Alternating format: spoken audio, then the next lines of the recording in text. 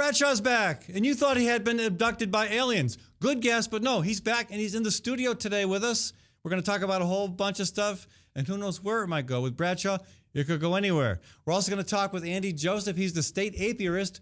We're going to talk about a new report by the USDA about the health problems facing the honeybee population. And later in the program, Liz George will join us to discuss her new business venture, Live by Liz.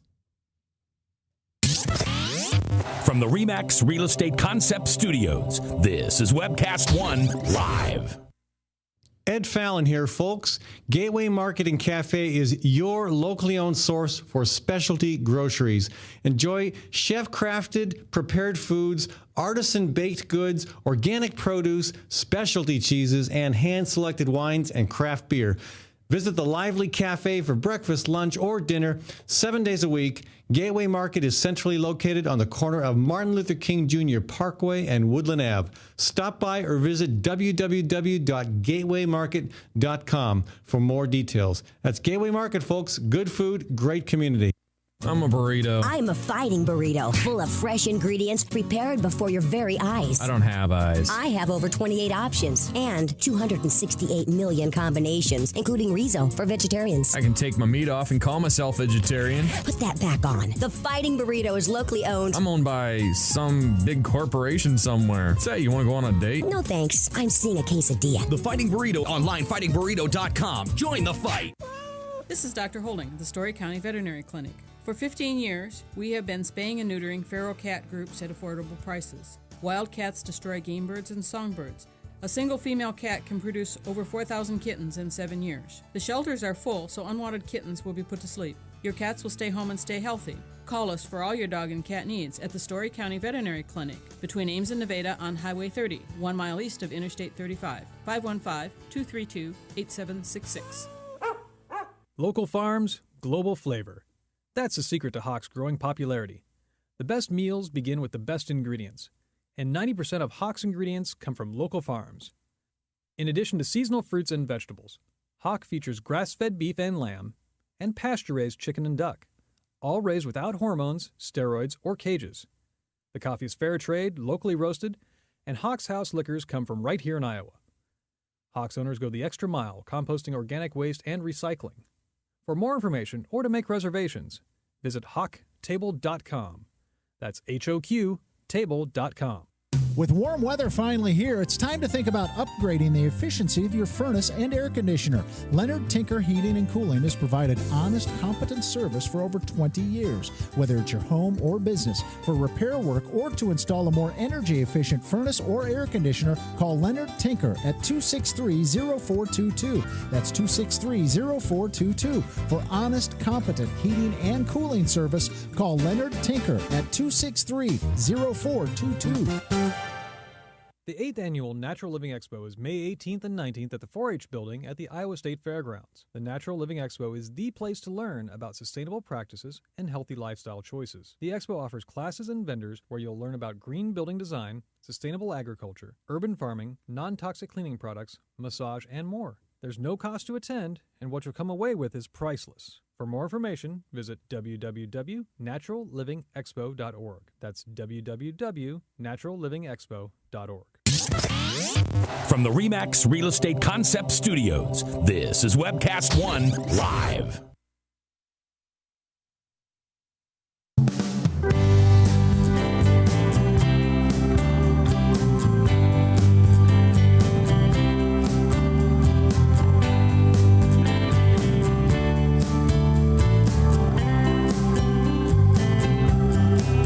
Tune, then you've never listened to this show, but that is Brother Truckers Downtown. Andy Fleming, one of the great local music talents here. I want to thank the Iowa chapter of the Sierra Club, also Iowa Physicians for Social Responsibility for being sponsors of the Fallon Forum, and particularly this segment. I want to thank Gateway Market for helping us make this segment possible. And we're talking about something that would be of interest to Gateway Market shoppers, because if you eat fruits, eat vegetables like honey, then you've got a stake in the bee population. We all have a stake in the bee population, and it is struggling. With me in the studio today is state apiarist Andy Joseph, and we're looking at a new report by the USDA about the health of America's bee colonies. Andy, welcome to the show. Yeah, thanks. And so again, people think, okay, bees, they sting me, go away, maybe they die a horrible death. What do I care? But for folks who really understand this issue, this is a huge problem. It is. They've been on the decline for a whole number of reasons since about the 70s. That's where we peaked in the U.S. But there's just peaked in terms of number of bees. Yeah, the bee population peaked around 3 times maybe the number of colonies of honeybees in the U.S. is what we have now. And for a whole list of reasons, some of which are still going strong and others which were sort of temporary points in history that's just been on the decline. We have a lot less beekeepers managing a lot less colonies in the U.S. today. In 1990, we had about 3 million. And then just in the last couple decades, that's gone down by 500,000. And we're hitting that point of no return, that tipping point to where, the fears are a couple more events is potentially all it could take for things to really start falling apart. Define event. What is that? Well, from a bee's point of view, what is an event? Things outside the control of the bee that are different from its evolutionary history and things that it's adapted to and evolved to handle. So it could be something like an extreme winter stress on top of a lot of other health, nutrition, disease, pest, virus issues that it already has. So what we have are sick, weak bees that are kind of at that crisis point to where they're not tough enough anymore, if that makes sense, to handle things that have occurred ever since the beginning of time. We've known this for a while. Colony collapse has been an issue.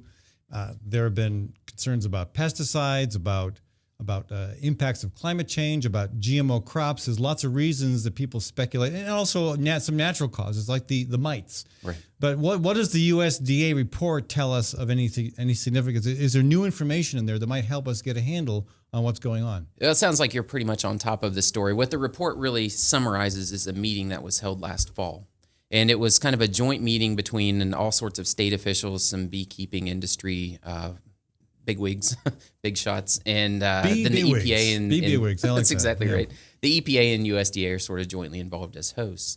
So this big conference took place, several months ago. The report's now out, and it says, no surprise, it's a whole lot of different things that are affecting our bee populations. Right. One of the big highlights and what a real focus of that conference was the impacts of pesticides. And that's considered in this report, but I don't think that the weight that it's given in this report is really a reflection of the concern of the industry and of the topic of conversation, the weight of that topic. So the USDA report recognizes the impact that pesticides are having on the health of the bee colonies. That's right. But you're suggesting that from the point of view of those who are raising bees, the beekeepers, others involved in the work in that area like you are, it doesn't go far enough. Right. I think that's where we're at. If we have this whole list, this range of issues that are affecting bees, some of them are just kind of the way things are right now. Like it or not, there's no simple solution. So what we need to do in a sort of a proactive way is focus on what we can handle and things that we can make better. And so pesticides become a real focus in this as something, okay, let's admit, I know that you discuss climate change all the time. Step one is just admitting, okay, all of the data, all of the studies come down to this. Let's stop arguing this point. It's not a question anymore of are insecticides impacting bees. It's a question of what can we do about it, and is it too late? Well, the truth is bees are a big part of Iowa agriculture and U.S. agriculture, probably even a bigger part of U.S. agriculture as a whole. Again, not just for the honey, but for the fruits and vegetables and any other crop that requires pollination. That's right. And so it's really the conflict is within agriculture because there are obviously agricultural interests that are going to kind of reject any science that says pesticides might be a problem because they're so heavily reliant on pesticides. We've kind of worked ourselves into this. I wouldn't say worked ourselves into a corner. That's almost what I said. I don't know if that's accurate. But we're in a place, in a stage in time where we really heavily rely on pesticides. There's no getting around it. And the solution is not, let's just stop, discontinue using pesticides and everything will be okay. It's a much more complicated issue that we have. Yeah. But it's, it is a scientific issue. We really don't know. We're knowing more and more all the time. Right. We don't know, for example, climate change's impact on bees. Sure, We're still discussing pesticides. That's becoming more clear. But a lot of it is a political challenge about trying to balance the various agricultural interests, those that are, again, more reliant than ever on pesticides, and those that produce crops that for which bees are essential. I How do we get? I mean, is this report going to be helpful at moving beyond some of the political gridlock on this? It at least, if nothing else, it's established a cooperation, and that is something in government. Things move very slowly, obviously. That little tiny peon that I am in government, I see this 100%. People peon, got together. You're a peon. Yes. They had a conversation. There is a report. What to do now maybe is still up in the air, but there are people that care deeply about this. I'm one of them. I don't have a whole lot of weight in the argument, but there's a conversation going on, and we'll see what happens. We can look to the European Union and the decisions that they're making over a particular class of insecticides that's being looked at heavily, the neonicotinoid insecticides. Right. Largely, these are Bayer products. Imidacloprid, clothianidin, thiamethoxam, these kind of compounds that are put onto every seed, basically, that gets planted. And by every seed, that's not much of an exaggeration. We're talking in the upper 90%. So the seeds are treated with that prior to being planted? That's right. And it's for a whole range of mostly, early stage pests that live in the ground. Cornworms, for example. Exactly. Yeah. So root type things. Yeah. So you have this whole list of pests that these things are highly effective over. And, the science is there. You put a little bit on the seed, you take care of that, and you're stripping the soil of less beneficials that would be killed if you just did a blanket application. So that's the argument. And in theory, that's a wonderful thing. Coat the seed instead of coating the whole, the whole of Iowa. But in reality, what's happening that wasn't first seen is that there's potential for the insecticide to rub and abrade off of corn seeds in particular. With soil particles? And then in planter dust. They lubricate the planter with talc or graphite, these sorts of things. And again, I'm not a corn farmer. I'm talking about things I have no real-world experience Well, you probably know more than most of us. So, as it jostles its way down through the planter and then eventually gets put into the ground, the neonicotinoids, the things that are in the seed coatings, these seed treatments rub off the corn seed, become part of the dust, this talc or graphite, that sort of a thing, and become airborne in pneumatic planters. And therein lies the rub. If the stuff stayed on the seed, the risk factor, yes, they're hugely toxic. One corn seed could kill, I think the number that I heard recently was 800,000 bees. Okay. Or an astronomical number. One corn seed. But the risk, one corn seed could kill 800,000 bees. Right. But one corn seed taking out nearly 1 million bees. But risk involved is huge. If bees don't eat corn seeds, they're in the ground. So if the stuff didn't rub off the seed, then at least we're that much closer towards having a safe sort of environment. But how do you keep that from happening? Well, there are ways, there are strategies. They just need to be implemented. So again, this isn't a research based sort of argument. I mean, that is playing a large role in this, but we have all the knowledge that we need to make this happen. We just need the action level. We can use different coatings that don't rub off very well. A different M&M candy coating, basically. Yeah. We can use different sorts of things, polymers instead of talc graphite, so that the stuff doesn't come off. We can use deflectors on planters. We can go all sorts of different directions to solve this problem. Or we could start diversifying agriculture. I mean, I know you. This is my shtick, not yours. But we could start buying organic when it comes to the food we eat. We could recognize that most of Iowa's corn crop is not for food. It's either for feed or for commercial applications or for fuel. I mean, a very, very small percentage of what's grown in Iowa is actually food. Sure. I mean, and so I'd love to see us move beyond the monoculture of corn, beans, hogs, and cattle. And we're seeing some of that happen in Iowa already. But I mean, that would reduce the need for pesticides, and right there, there's all sorts of other health benefits to that as well. But certainly trying to reduce the use of that pesticide treatment. The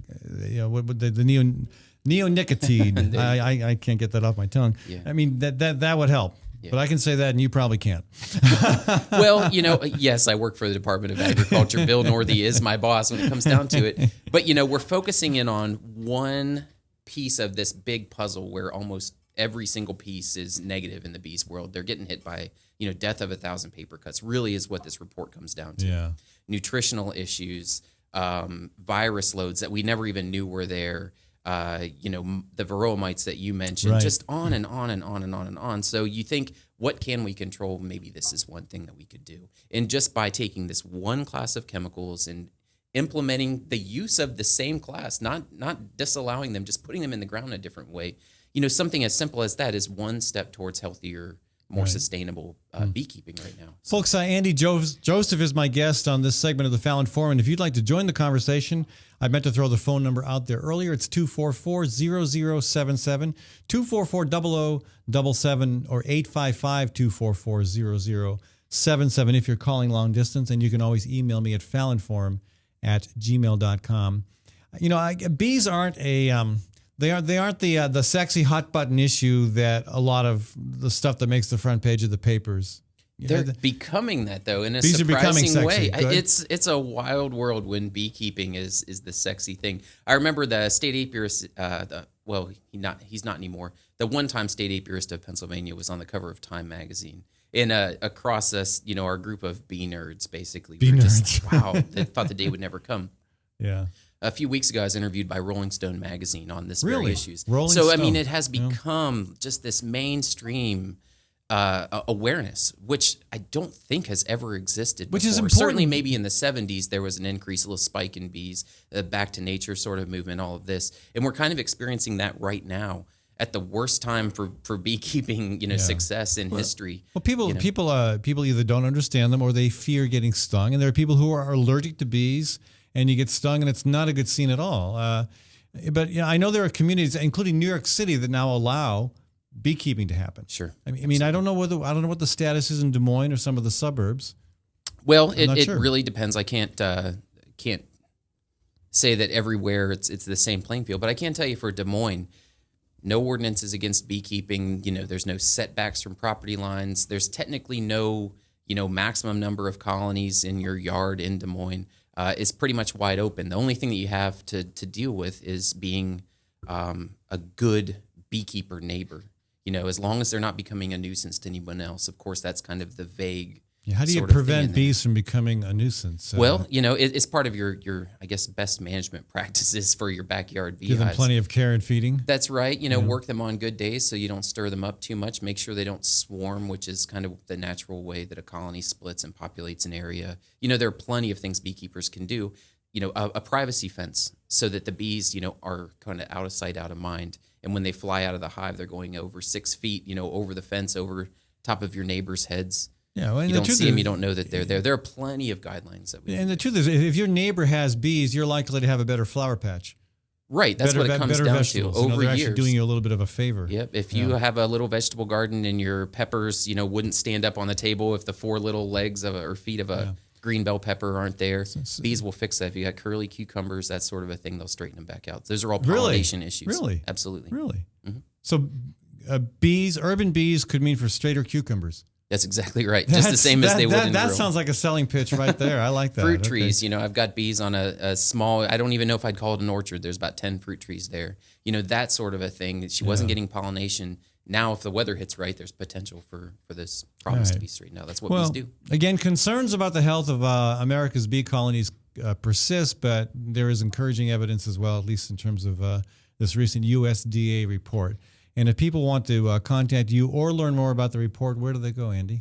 Well, you can go to the iowaagriculture.gov website, and you can find me through there, through bureaus down to apiary. You'll see my contact information there. My cell phone number is 515-326-5765. 5765. That's right. Okay. I'm on the road a lot, but leave a message. That's kind of the game we're playing these days. Right. He gets his little bee suit on and he flies off to wherever he's got to be in Iowa. Is that it? Yes, that's You don't have a bee suit, do you? No.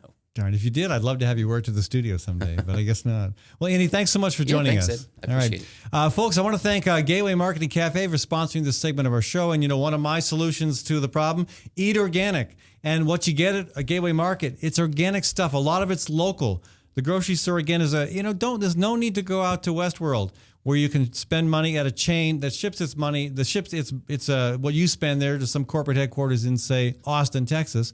Gateway Market is locally owned. It's right here in the heart of Des Moines. And a lot of the food does come from local farms. It's organic. You'll be doing the bees a favor as well as your own diet and our local community. And again, don't forget Gateway Market also. Fantastic cafe open for breakfast, lunch, and supper, and a catering service as well. That's Gateway Marketing Cafe. I'll be back in a minute. Bradshaw's with me. I'm so excited. I'm practically jumping out of my seat, folks. We're going to talk about a whole bunch of stuff, and you should tune in and maybe even give us a call at 244-0077. From the RE/MAX Real Estate Concept Studios, this is Webcast One Live. Drug and alcohol addiction slowly steals a person's identity, tearing away pieces of their life little by little until one day it seems like the hope of a happy future is gone and there's no chance of getting it back. Here at St. Gregory Retreat Centers, we can assure you that there is hope. Our unique approach to recovery begins with the understanding that the dysfunction and damage caused by addiction can be overcome, not just dealt with. Don't let another day go by.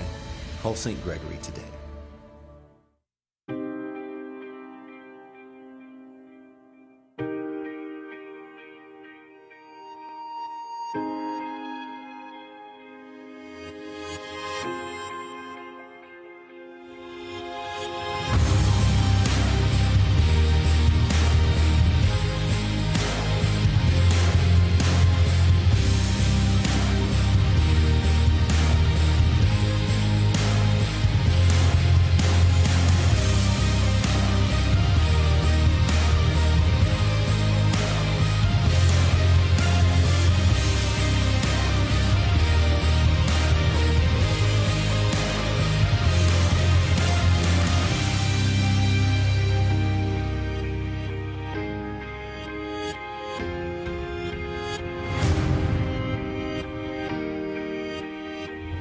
The dawn of a new era begins.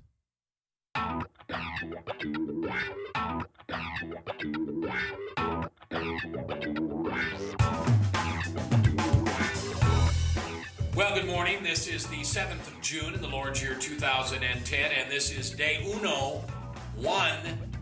of webcast1live.com. We will begin with Max World Live with my special guest, Tom Coates. In just a minute, there's Tom. Wait. Howdy. And we will be live for the very first time on Webcast One Live.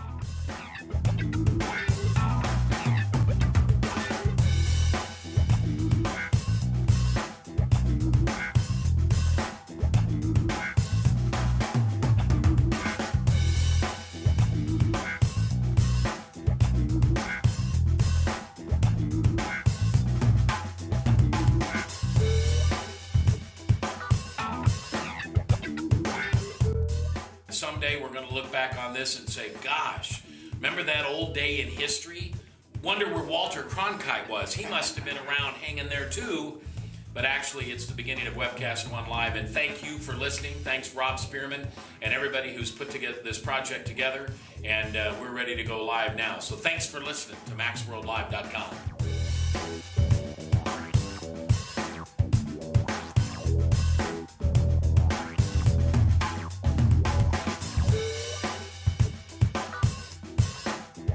I can't tell you that it's going real well from time to time, but it is going, man.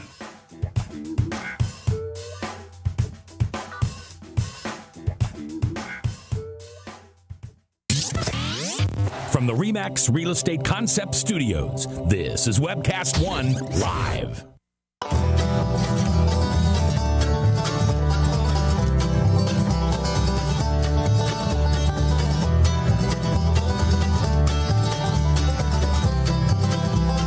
Welcome back to the Fallon Forum. This segment of our show, sponsored by the Natural Living Expo, coming up this weekend at the State Fairgrounds. Hey, Liz George is going to join us later in the show. We're going to also look at a video clip by Lee Camp on climate change. It's a good angle. We talked about bees. Well, with Lee's help, we'll talk about frogs. But before we talk about frogs, we're going to talk about Alex Jones. I think I saw a cartoon recently comparing him to a rodent. That's not true. Rodents actually perform a useful service in the whole, biosphere. When did you move to the Weekend Update desk? I like this. You like this? This is good stuff. Good. Yeah, well, we decided to put the whole world behind us. I mean, gosh, we are one. I wouldn't go that far. No. There are many people I would prefer not to be associated with. Do you all recognize this guy? Alex Jones is one of them. This is not Alex Jones. This is Bradshaw. And he's a big fan of Alex Jones because Alex Jones is, America's number one conspiracy theorist. I was not familiar with him really until he started spouting off about the conspiracy behind the Boston Massacre, the Boston Marathon bombings. Like any other news story, he's one of those guys that I have found a way to make this about me. and Alex Jones has been kicking around since the mid 90s, and only in the last few years I think has really gone, and I'll use this term very loosely, mainstream. And a lot of that has to do with the web traffic he pulls in from the Drudge Report, which is, in spite of, all the work that the Breitbartians have done and all the op-ed, pieces from Chuck Norris you can find at WorldNet Daily, Drudge Report really is kind of the epicenter of the right-wing message machine. It's kind of scary to think of any of that as mainstream. It's not. It's It part scares me. of the And I don't scare called easily. the bubble that the right wingers live in, where Obama is the furthest leftist president ever, and Even further that's just left, taken well, as a tenet of faith. It's- Almost as far left as Richard Nixon. Yeah, and then in the past few years, as Republicans have looked for new and inventive ways to keep their base inflamed and maybe, aw shucks, increase their numbers a bit, they've reached out to those conspiracy theorists. This isn't just the birthers. I mean, these are the people who truly believe that the Boston bombing was an inside plot, and the Aurora, Colorado theater shooting was an FBI, CIA, scam to push gun control. If they could and find a disarm way Americans. to make Hurricane Sandy a conspiracy theory, they would do that as well. I guarantee you that there is some Sandy, conspiracy theorist out there. And this is when, those things, the internet is a wonderful tool. Thank you, Al Gore. It has made the world a much smaller place. And there have always been, go back and read the archives from the John Birch Society. There have always been these people who believe that, Kennedy was a communist sympathizer. Eisenhower, that's how the John Birch Society got their start and disinvited from mainstream Republican politics, or believing that, Ike was a secret communist. They see shadows behind He every looks a little bit like Khrushchev. corner. But these people have always been there. But the internet, again, is a wonderful tool, great, but has this side effect. It's made it a lot easier to be a conspiracy whack job and get a following. Yeah, but if you believe, your inner self is an otter and you want to have sex with dragons, you can find that person on the internet. That person used to have these Manny, feelings. I want you to Google that one right now. I'm not kidding. If you believe you are an otter and never Google YIF. Don't do it. But in the same way, these conspiracy theorists have always been out there, and they've been, newsletters and clubs and things, but they've come together now, and it's just one of those times where that community really fits in well with the zeitgeist of the Republican Party as it stands. Now, do you believe that there is no? Would you say that there is no conspiracy theory that is ever valid? None. Period. The 9/11 truthers. The conspiracy theories. No, are there conspiracies? Obviously, we have real. Go look up the business plot, trying to overthrow. This was one of the Bush, the previous Bush generations, trying to overthrow FDR. We actually have them. Iran-Contra was one hack, but they're far less interesting to the conspiratorial minded, and they're far less frequent than the conspiratorial minded would want to believe. Made up, for them, it really is, because you can't label like one type of person conspiracy theorist. Mm-hmm. It's about control. It's about making sense of a really big and randomly chaotic world. And I saw what Alex Jones had to say about the Boston Marathon bombings. But and he has to say absurd. that about everything. Yeah, but it was crazy talk. And what shocked me is that he has so many people paying attention to crazy talk. Well, not just paying attention, paying Alex Jones. With 9/11, with the truthers, 9/11 saying that maybe that was an inside job. There's at least some argument there that has some rationality to it. What Alex Jones is throwing. Well, out now about hold on. You got to be Boston is very. crazy. Don't get Van Jones'd here. You got to be very careful what you mean by, when you say, did the Bush administration have, advanced knowledge? Yes, in certain context, as it, the presidential daily brief and reports from intelligence agencies. But did he read it, or was he focused on that book about the goat? I think he was focused on My Pet Goat. So it's one thing to say that, and it's another to say that this was a plan by the international, Zionists to, blah, blah, blah, blah, blah, whatever, imaginary dragon they've set up to slay. So it's two very separate things. The 9/11 truthers, and that's the Alex Jones crowd that, fire can't melt steel, thermite, and all of that is completely separate. Is it an absolute different universe? But again, at least they make arguments that have some relevance to science, even if they may not be defensible. But this Alex Jones guy, just absolutely off the wall. SEALs coming in. It's a very lucrative business model. Tell people that the world is ending, that they are in danger, and that you possess the secret knowledge that will grant them safety, salvation, gold, whatever, and then sell them that, and it's a whole cycle onto itself. But and this is kind of similar to the Ron Paul racist newsletters from the early 90s. I was just going to switch from Jones to Paul. Well, I'm saying, I don't know if Ron Paul's a racist. He probably is. He's Southern. But come on. But that's not fair. Those newsletters wrong. Were flamingly racist. You can't say all Southerners are racist. Come on. As someone with Southern can. You say all Northerners are not racist. You can't make either. No, claim. I wouldn't go that far. I've spent too much time on the phone with There's folks, if you want to help me pick on Bradshaw because he's a big enough target where it could take more than one of us, 244-0077 or toll free 855-244-0077. I want to talk about Rand Paul. I mean, we're going from crazies on the right, Alex Jones, to mainstream Republicans, Rand Paul.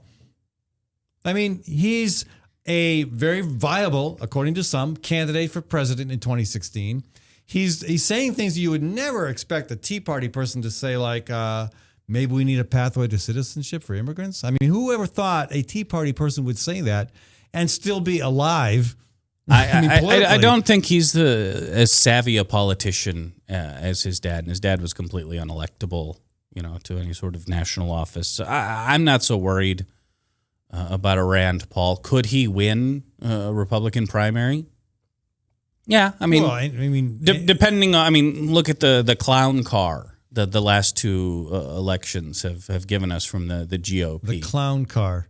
Yeah, come on. You've got a stage with Rick Santorum, Ron Paul, Newt Gingrich. Mike Huckabee. It's funny. These presidential campaigns that are actually, book tours that have found very creative financing. I mean, Newt Gingrich never was running to really influence the debate. Or have a serious shot at the nomination. But the fact that Rand Paul is moving toward a political center by indicating support for a pathway to citizenship, I mean, that's a significant indicator of the division within the Republican Party and the fact that the Republican Party recognizes that it cannot remain a political force just appealing to angry white males. There is a significant portion of the GOP machine that makes its living inflaming and getting the support of angry white males, and what we're seeing now, it's not an adequate voting bloc for any kind of correct. coalition. Anymore. So what you have now are people whose livelihoods, and look at all the problems talk radio is having now. Right, they're fighting harder and harder. They got rid of you, they got rid of me, and it's not been the same as ever since. Well, they're fighting harder and harder. They are having a hard time. Holding on to a shrinking audience, and they do that by doubling and tripling down on the things they know that work. Rush Limbaugh didn't get in trouble for talking about Sandra Fluke. He got in trouble for talking about her for 3 days nonstop, over and over and over again. That's what brought the attention, which is what he was going for. And he lost sponsors, which have all come back, I suspect. I haven't checked. In fact, it's been a big hit. Really? The do not buy. Yeah, the do not air lists. When I started in radio, we would do barter spots, and those are the network spots. Sure. That come from on high, and they would all say, "Do not air in or adjacent to the Howard Stern show." That was the one. They didn't want to be associated with that. But that list has grown now to where it's a quarter page long, and it lists every talk show you could possibly think of. These blue blue chip brands. I had assumed though don't want to be associated with. So you find the bottom feeders and the folks who will buy the gold line people, any ad time, the secure your home against the invading dark skinned hordes people. Yeah, the seed bank people. Actually, I like the seed bank. The survival. Myself. No, because what you're buying is incredible. You could go down to Earl May and pick up. Actually, no. They're selling the right kind of seed because you got to get seed that you buying can regenerate. Yeah, heirlooms exactly. You want heirlooms, so but you're buying it at 10 to 20 times what it would cost, and and getting your nice survivalist thing, so you can bury it in the back. That's right. So you can take it into the shelter with you. No, I'm not kidding. They say that the government is going to come and confiscate your seeds. So this is a safety issue. Again, it's that paranoid style. We mentioned, the Ron Paul. The racist newsletters were meant to say, hey, you know what? There's this group out here we think we could appeal to, and if we show them a little love, they might come to our, gold bug libertopia side. And the GOP is doing the same thing with the conspiracy theorists. That's why you're seeing the mainstreaming of Alex Jones. Yeah. Well, we got to take a short break here, Bradshaw, but I'd love to continue this conversation. Whatever you want to talk about. I'd like to hear more about your take on the direction of radio, and I'd like to get an update on what you're involved with, what you're doing these days. Maybe you should run for the U.S. Senate. I mean, gosh, everyone else is. If Matt Schultz can do it, anyone can. Well, yes, of course. I mean, I'm more qualified than maybe not Matt Schultz, but a lot of these candidates. I mean, this I at least got is more qualified than Matt Schultz. A caucus secretary position. But if the Iowa Republican Party wants to put forth a Senate candidate, this is their best shot at that Senate seat, for the next 20 years or so.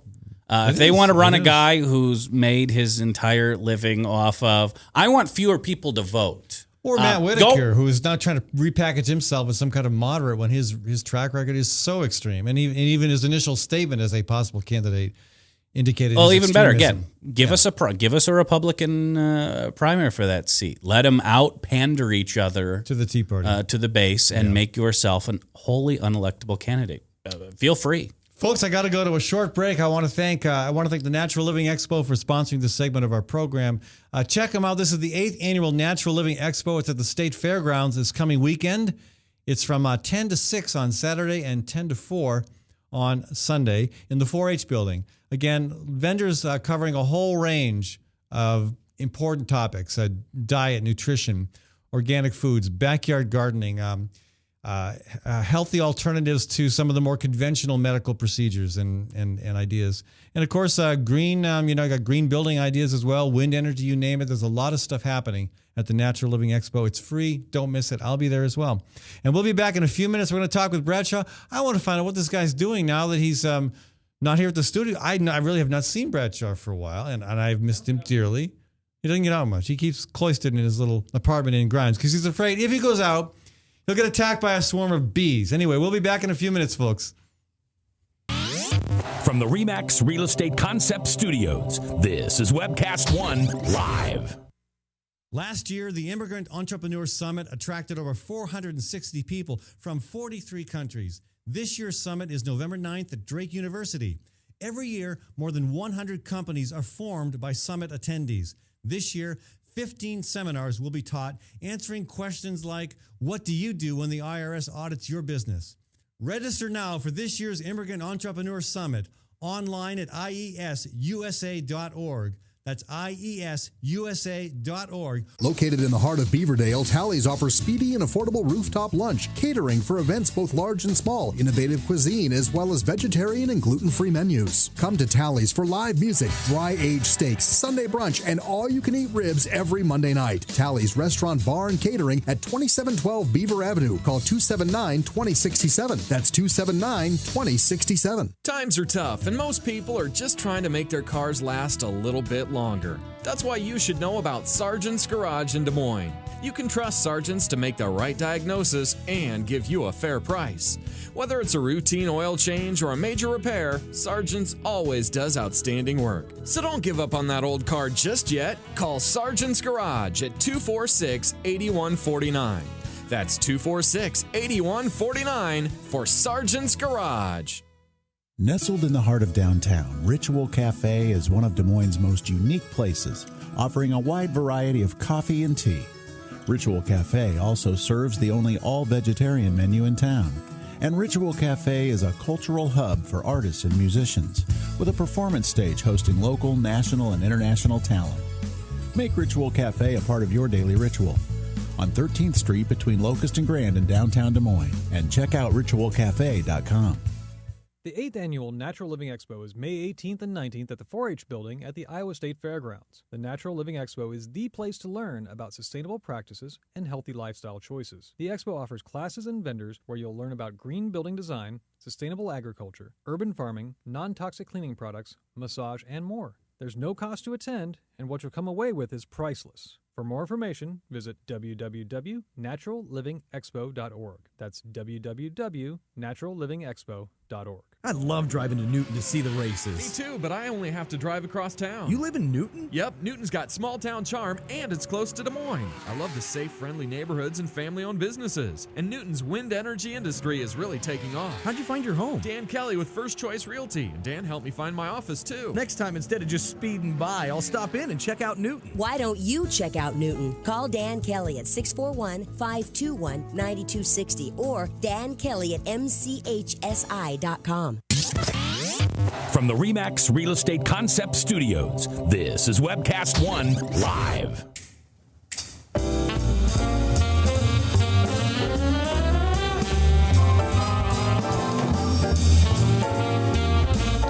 Max Wellman, folks, and we are back to our conversation today. I want to thank a few of our other sponsors, Hawk Restaurant, Fighting Burrito, and Tinker Heating and Cooling. I also want to thank the folks with the organizing the Matthew Shepard banquet coming up. That's going to be June 7th. This is a special event because they're recognizing Alicia Claypool's contributions to the equality movement, but also Matthew Shepard's parents will be there. So that's going to be a very unique opportunity. You can get more information about that on my website. It's www.fallonforum.com. Back to Bradshaw again. Later in the program, Liz George is joining us, and we're also going to share a clip from Lee Camp called How to Boil a Human. How about that, Bradshaw? Long pig? Is that on the menu? Is that? Well, I know you're all about sustainability with things. Well, yeah. Eat local, right? Anyway, no, it's not about that. It's about climate change, actually. Oh. But let me ask you, what are you doing these days? We have not seen you for a while. We've missed you. I'm kicking back, relaxing in my stately Bradshaw manner, playing with the dog. What a good time. Going to go see the new Star Trek movie tomorrow. You're out in Grimes. You and Yeah. Bob Vanderplatz, both residing in the lovely Des Moines suburb of Grimes. You know, I've checked every public restroom I can't find, but I know he's out there. Would anyone at all I know be where he surprised? lives, actually. Would anyone at all be surprised? I think he lives just down the... I know exactly where he lives. The road a bit from me. You can smell the brimstone. The brimstone. I worry about Vanderplatz. More states leaving. 12 gone. 12 have gone gay, and 12 have fallen to the evil gay agenda. It's a dead issue. I mean, politically, you see majority support in record time. I mean, people don't realize this. If you look at the polling on interracial marriage or race mixing for our Southern friends out there, it didn't reach majority support until the late 1990s. I mean, ponder that one for a minute. A majority of Americans were not okay with Seal and Heidi Klum until the 90s. And for same-sex marriage to reach majority support and to see, the legality of it sweeping through the states, I mean, really is amazing. So what's Bob Vanderplatz going to do who's he going to leech money off of next? Where's he going to go? I mean, I guess there's always money in creationism. Yeah. Well, and the abortion front can always help drive some money. I mean, I noticed that at the very, very last minute, with like a week to spare, the family leader actually got involved in the casino vote in Warren County. I was hoping they'd get involved sooner because we're on the same page on that one. Yeah, and maybe that's where you go. But he has to find a new wedge. Certainly Bob Vanderplatz hasn't had much electoral success with his own name on the ballot. Speaking of success, I mean, you've long been involved with radio. That's your shtick. You're the radio guy who gets stuck in front of a camera. And the only way you found to make yourself look cute is to put an old-fashioned Cubs hat on. This is an awesome hat. I don't know what you're talking about. Yeah, the hat is awesome, but it hasn't done much. You're still 1908 world champs, baby. Still not as cute as I am. Everyone else wears their championship gear. As a Cub fan, this is all I've got. That's right. 4 years ago? Yeah, it's been we had a bad century. We're on. We have the plan. We trust Theo. We trust Jet. The next one is the Cub century. This is going to be the Cub century coming up. Oh, you'll win at least once in this. I'd be okay with Obama being around to welcome the World Championship Cubs. But if not, President Hillary He's a White Sox fan. He won't. Maybe he would do that anyhow. But let me ask you, what are you doing? I mean, radio is a hard place to be when you're a progressive. Radio is a hard place to be if you're someone who eats 3 meals a day. Right now, I know our good friend Rush has made a lot of news because he's squabbling with one of our old company, Cumulus, who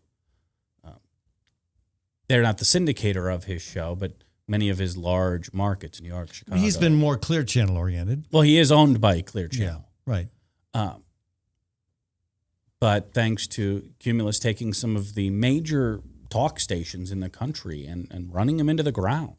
And that's the only way. Is that happening at WOW? Or a year ago, a little over a year ago, we were at WOW. I don't have the access to the numbers I used to, but they're bad.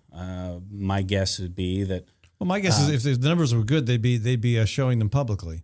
Well, no, I'm just saying the breakdowns of the numbers and all that. I don't have access to anymore, although people still slide me some fun tidbits, but my guess is that'll be one of your Des Moines' newest hip hop music station. So they'll be I-98. So they'll be done with talk. You're saying that'd be my guess. Yeah, and so I mean, don't you see more and more talk? At least balanced talk, whether it's progressive, moderate, libertarian. I mean, true.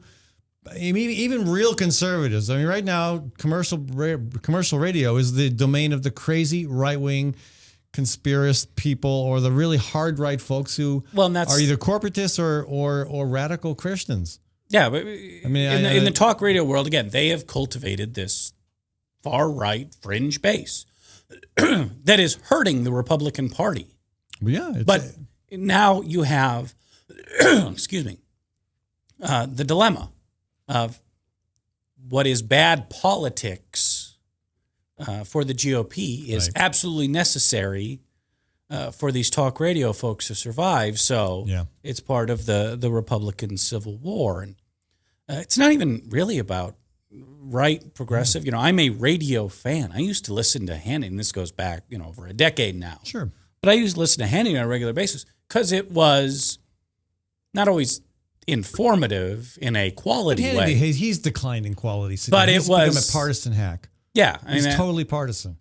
You would think some of these folks would do their best work when they're surrounded on all sides, but it hasn't been. In that environment, where does the cat named Bradshaw land on his feet? Day job, again. Quick you trip? got a radio station out there, and you want a couple number one, middays. Look me up. But right now, people are again because of those no buy lists, and there is a definite stigma. For the past few years, people, what do you do for a living? And I wouldn't say I'm a talk radio host because, what's the top of mind association there? They think I'm some, sexist bigot who has unprescribed Viagra coming back from the Dominican Republic. Again, hello, Rush. Right. So I'd have to say, I'm a liberal. But see, I think, broadening one's possibilities beyond radio to online. I mean, I don't call myself a talk radio host. I call myself a talk show host. I am a talk radio host. Yeah, I mean, you're old-fashioned and somewhat nostalgic that way. It kind of goes along with your Cubs. That was always where my passion was. Yeah. But unfortunately, again, radio has become the realm of Wall Street. And you look at like the folks at Cumulus; they're not interested in running stations. Yeah. They do large, financial deals and leverage, and that's the business they're in, not radio. And you can tell by the product that comes out of your speakers. The hat is silly, but you look great in a headset. So I'd love to have you back on this program sometime to anytime to visit more. I'm always happy to chat, and I always have a few things to say. Well, thank you so much, Bradshaw. Glad to be here. Ladies and gentlemen, Bradshaw back in the studio with me. We'll have him Glad back to see more your jaunty often. hat again. My jaunty hat, yes, quite. No, actually, it's an Irish cap. Pip, pip, good Anyway. show. No, that's English. We don't pay attention to those Well, people. they were running your country, so you have to defer. They invaded our country. We couldn't do anything about it until we Yeah, finally, go send a bomb about it. Anyway, folks, we're going to switch gears here in a second, and we're going to have Liz George join us. Liz George is she's an entrepreneur with a business called Live by Liz.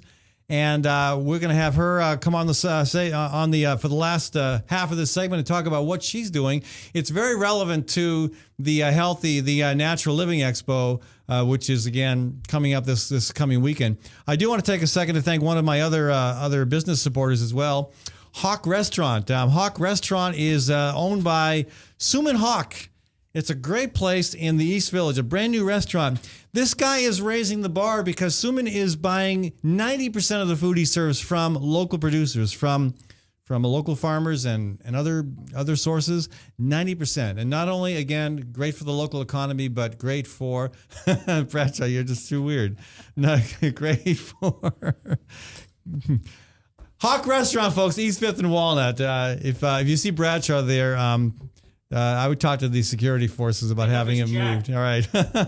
Hey, we're going to switch gears talking about something equally healthy, but from a very different angle. Liz George is with us. Liz, welcome to the show. Hi, Ed. Thanks so much for having me. I'm happy to be here. Step up to the mic there. Okay. Yep. And you have a new business called Live by Liz. I do, and my tagline is actually Real Food, Full Life.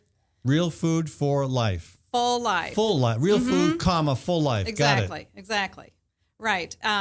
What I wanted to mention at first was to go back to the beginning. Several years ago, as you know and may remember, I lost my longtime partner of 21 years. We spoke about that on my program when I was still on the radio a couple years ago. Yes, exactly, when I was speaking about marriage equality. What I wanted to say in regard to that was, after going through the rigors of the medical world with her illness for about a year and a half, her cancer was misdiagnosed, undiagnosed, every test in the book was done and nothing was discovered until, and between here and Iowa City, nothing was discovered until Mayo Clinic that year. And then by then her cancer was metastatic, lung cancer metastatic to her lymph nodes and brain.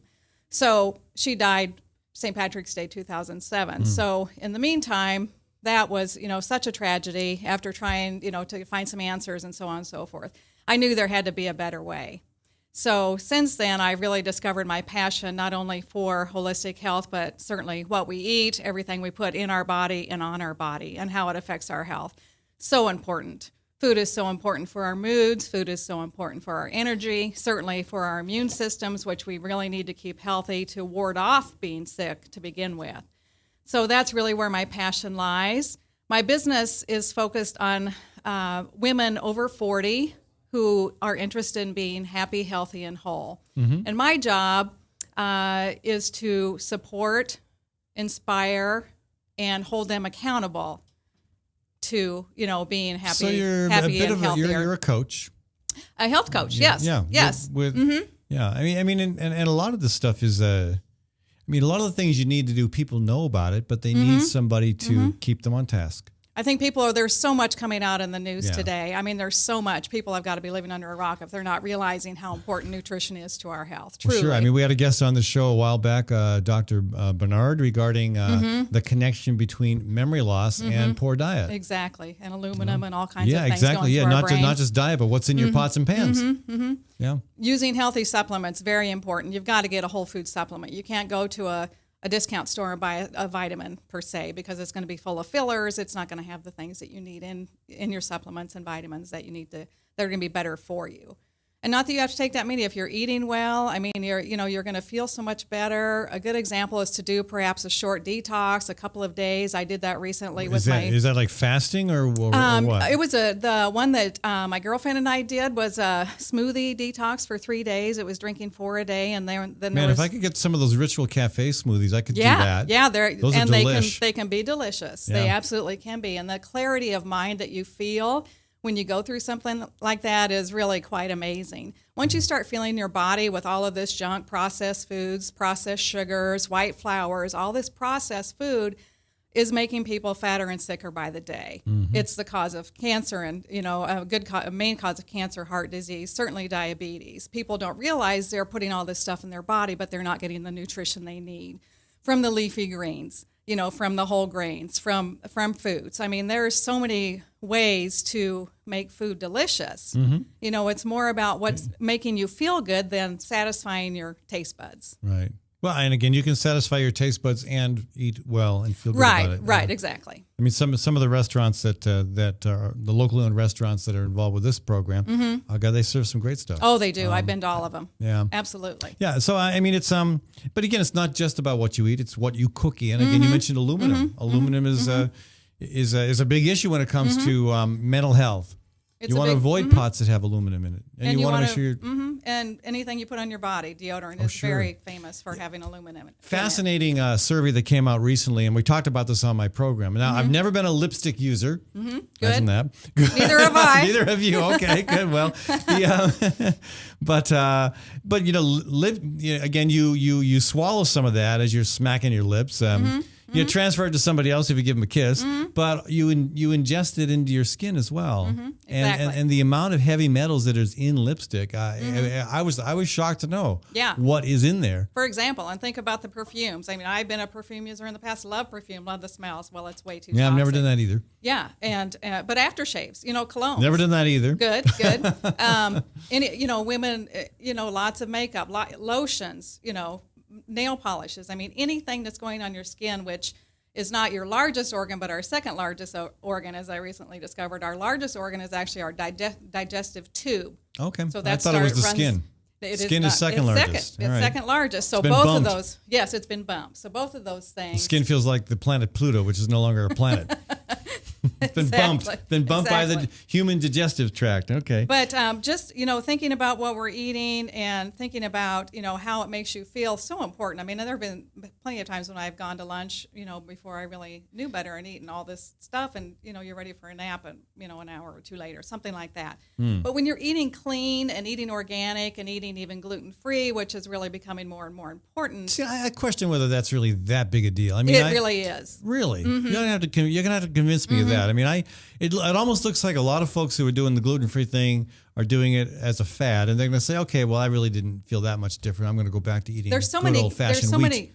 There's so many, and I understand that, but there's so many allergies out there because the food is so over-processed. So all of these processed foods are causing a lot of these allergies. Corn, dairy, and wheat are like the top three. Corn, dairy, and gluten are really like the top three, and they're very inflammatory. Cause mucus in your body. I just planted 20 hills of dry corn, White Eagle Cherokee dry corn yesterday. So you're saying that corn should be on that list of things I want to avoid. If you're going to be okay if was it an organic?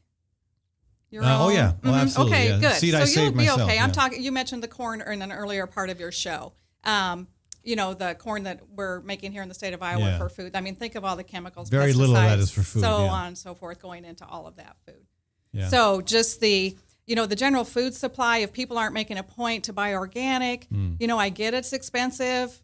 I get that, but it's even if you can't afford to buy organic. One thing that we do, we go to Aldi, and this is a great thing. They have great prices, and you can wash your food. You can wash your fruits and vegetables. And that way you can get your fruits and vegetables in without having to spend money on the organic food. But you also think about what you're putting in your body and how it affects your health. Do you want to spend money, right away on good food, or do you want to perhaps get diabetes or heart disease or something later down the road, which certainly is more costly? Right. Yeah. Well, again, there's plenty more to talk about on this. I'd love to argue with you a little bit more about gluten, but I think what you're doing is a great service because more and more people are becoming health conscious, but they need help to process all the no pun intended to process all the information available. Yeah, there's and so all much. The different facets of living a healthy life. I mean, you got to include sleep in there. You got to include exercise in there. Exactly. Spirituality, that's important too. All of those things. So, everything affects everything affects our health. All of those things and our food affect our health. And if folks want to get in touch with you, what do they do? Yeah, I'm on Facebook under Live by Liz, Real Food Live Pulse. with an exclamation point by Liz. Exactly. I'm also on LinkedIn and Twitter, where you can find me. I've got a website that the name is too long. I need to work on that. But to start with, to reach me, check out my Facebook page. Or come to the Natural Living Expo. And You'll I'll be there yes. for a while as well. Yes, thanks for bringing that Great. up, Ed. Yeah, all We'll right. be working for the Climate March and Live by Liz. Thank you so much, Liz. I Thank you, appreciate you Ed. taking the time to join us. I do want to thank all of my small business supporters, Tinker Heating and Cooling. You got a furnace that needs a check, or possibly, more probably, an air conditioning unit that you might want to look at? Give Tinker a shout at 371-2114. You got a pet? I got a vet. Kim Holding, she's been doing veterinary work for over 30 years. She's at the Story County Veterinary Clinic on Highway 30 between Ames and Nevada. Give her a shout as well. Well, how about another Ames entrepreneur, Matthew Goodman and his Fighting Burrito restaurants. He's got one in Ames and now one here in Des Moines at 13th and Locust. A very affordable price for a very fantastically tasting and custom-made burrito. Check that out. That's Fighting Burrito at 13th and Locust. I also want to thank Maddie Arrington, my producer. I want to thank Webcast One Live. And folks, we'll be back tomorrow with a whole different way that we're going to deliver the show. Stay tuned and find out what that's going to be all about. Noon tomorrow. I'm Brian Leach, owner and general manager of Service Legends.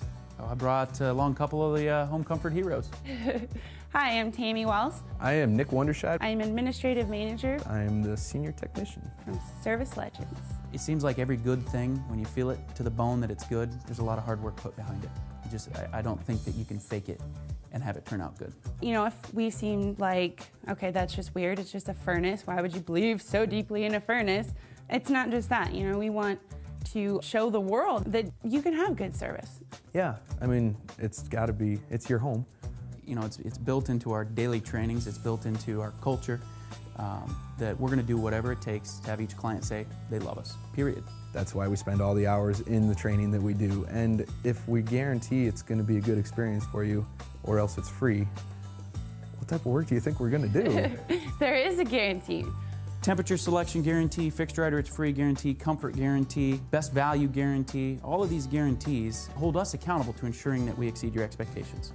And if for whatever reason we'd fail and we can't make it right, we guarantee all of those guarantees with a 100% money back guarantee. I mean, if you don't think that your technician can fix it right, are you going to say that to a client? No. You don't have to worry about having a technician come to your house. We drug test, background check all of our team members. We put safe people in your home. Each and every one of our service techs, 400 hours a year in training. You tell it the minute they walk in the door. They know what they're doing, they've done their homework, and they actually truly care about what you want. Because at the end of the day, you're the person that makes sure I have a job. They're going to be listening. They're going to want to know what your challenges are. Then they're going to come and give you options, and you get to choose. If I'm there to help and I make it easy and painless, I did my job right that day. Well, when it comes to your comfort, safety, and your family, you know, you don't necessarily go buy the most expensive, but you get the most bang for your buck. Oh, it's worth it, because there's a lot of people that will find a way to get it to work right now and then leave and then come back, charge you again, and the cycle just repeats itself. So when I'm out there looking at the furnace, I want to find why it failed today. How can we change the part today with something that you're not going to have to worry about? Is it worth changing the part today? I mean, you can put a lot of money into a furnace. I can fix parts all day. There's good job security in that for me. But is it the right thing for you? I get a lot of the phone calls of after the technicians are there. They're just in awe. They're like, wow, you guys are great. I mean, I don't even know what to say. You guys are great. Everything you did was perfect. It was great. Keep going, though. I like this. Just give us a try. I'm going to take all the risk. I've got the time to make this right. I've got the support to make it right. Just check us out. And if you don't see the value in what we do, I mean, fixed rider, it's free or 100% money back. Enough said.